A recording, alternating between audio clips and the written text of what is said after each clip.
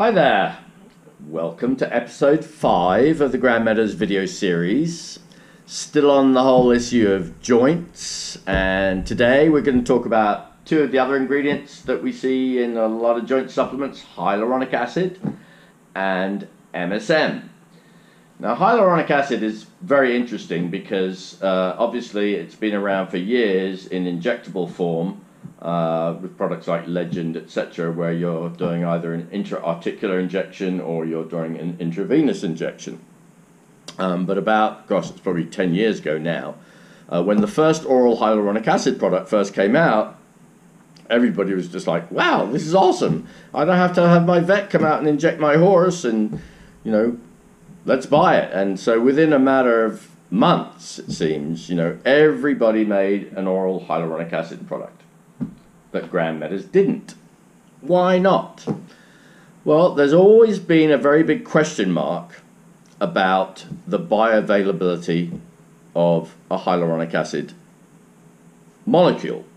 If we go to the cross-section of cartilage that I'm putting on the page now, that I had on the previous discussion when we were just sort of doing a general thing about joints, you can see in that cross-section the hyaluronic acid molecule that runs basically the whole length of that cross-section.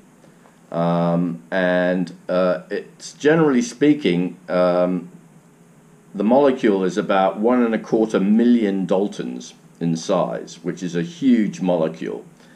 And when I was talking to biochemists and veterinarians, and everybody said there's no way this can get out of the stomach or the small intestine of the horse. It's too big. It can't pass through the villi. You know, there's no way that this can be absorbed by the horse. And you know, I'm kind of passionate about us being able to explain how our products work. So for the second time in our history, we got absolutely slammed in the marketplace because we didn't have an HA product, and everybody had an HA product. In fact, we waited 2 years, and then I found this ingredient which was really interesting to me, which was called Collar 2. It was made with hydrolyzed chicken collagen. And what was intriguing was two things. Number one, the Dalton weight was about 50,000 Daltons, so that's a really good size for bioavailability. But the other thing that was really interesting about it was that the standard ingredient actually contained 3 raw materials. It wasn't just hyaluronic acid. It actually contained type 2 collagen, which represents 95% of the collagen found in articular cartilage, and it had chondroitin sulfate in it. And these were all at this 50,000 Dalton weight.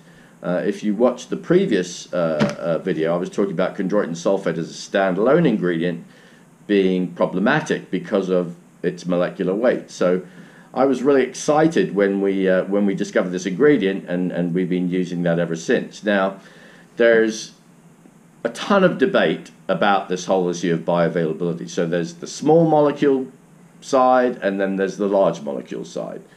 And the guys who have the large molecule products talk about that it's absorbed in the throat. Somehow it breaks down and then remetabolizes, and it very well may do that. But again, for me, if I was going to be talking to a vet at the American Association of Equine Practitioners, you know, I wanted to be able to have a credible answer when he said, well, how do you know, what's the point in feeding oral HA? It's never going to get absorbed into the horse's stomach. And we actually had, you know, evidence with this product showing elevated levels of hyaluronic acid in the blood after oral administration. So that's why I think it's something to at least consider when you're looking at adding a product with HA into the formula. You know, what is the form of the HA? Most of it is harvested from rooster combs, funnily enough. But you know, the purpose of supplementing with HA is obviously we're hoping to deliver you know, a more viscous joint fluid, and again provide that nutrition to the cartilage tissue so the chondrocytes can produce the chondroitin sulfate, more hyaluronic acid. You know, you'll have a better cushioning effect because the cartilage tissue will hopefully be healthier. So that's probably enough on hyaluronic acid. Again, we're always happy to get further questions on this. Now, MSM is another ingredient that there's a huge amount of, I think, confusion about. I speak to so many people who say, well, I'm giving my horse MSM for his joints. You know, MSM, methyl sulfonylmethane, was patented by a guy called Robert Hirschler. His patents ran out years ago, but he defined it as a cellular transporter, meaning that it causes blood vessels to dilate, it carries nutrients across membranes, and the best sort of way to clarify this is if you've ever used DMSO and you put some on your hand or whatever and you taste garlic in your mouth, you know, quite quickly afterwards. So MSM is really a stable derivative of DMSO. So again, it's carrying things across the body, enhances the delivery of nutrients, but also, and I'm going to put up on this page now, this piece that was out of Horse Journal.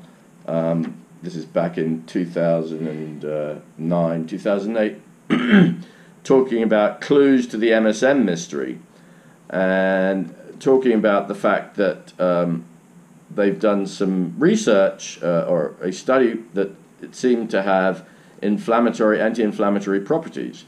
And if you look at the far right column there, bottom line, MSM's potential for pain blocking means working a horse on MSM may lead to further injury.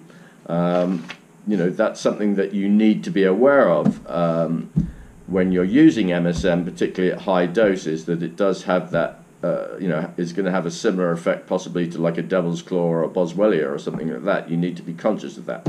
But MSM, I think is a great ingredient. Again, there's an issue with some fairly, dodgy MSM out there. So it's important, that you're comfortable with the manufacturer, where you're buying the product from. But we, for example, put it in our hoof supplement because we hope it's going to help with inflamed laminae, for example, in helping to reduce any issues in regards to that. So both of these ingredients, hyaluronic acid and MSM, I think are really good ingredients. More for horses that are perhaps experiencing some joint issues versus when you're feeding a joint supplement on a preventative basis, where I don't believe you necessarily need to do that. And I think a good glucosamine product with the right cofactors that I talked about in the previous video, the zinc, the manganese, the copper, the amino acids, I think that's going to be more than adequate in a lot of cases. But I also think that a lot of people just get, oh gosh, I want the product that's got everything in it. And, I can't do much to fight that trend. I think a lot of people are probably starting with a product that's much more than they need to feed. And we can get into that a little bit more on a later video. But for now, that was the primer on MSM and hyaluronic acid, and I hope that helps you and has been informative, and I'll look forward to seeing you on the next video.